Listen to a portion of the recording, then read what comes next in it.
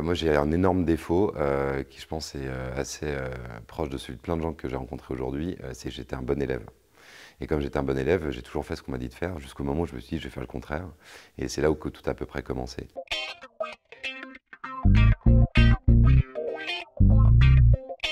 Et je viens transformer les gens en essayant d'écrire avec eux un avenir positif.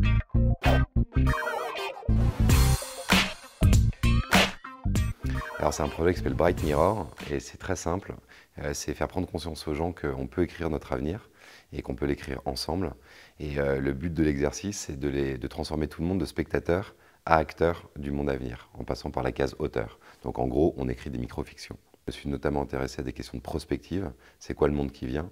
Et ensuite, je me suis intéressé à des questions de comment est-ce que j'active les gens pour changer le monde qui vient et comment est-ce qu'on arrive à changer tout ça. Voilà.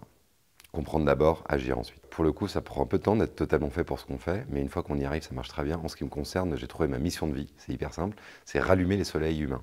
Et en fait, je fais ça tous les jours, donc je me lève tous les jours avec un énorme sourire.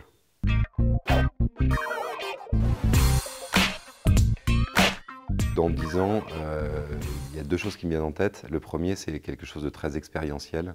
C'est-à-dire qu'on a souvent tendance à penser qu'il faut transmettre le maximum de contenu et de savoir. En fait, c'est pas vrai. La question, c'est comment est-ce qu'on les transmet pour que les gens se les approprient. Et je pense que ça passe par vivre les choses.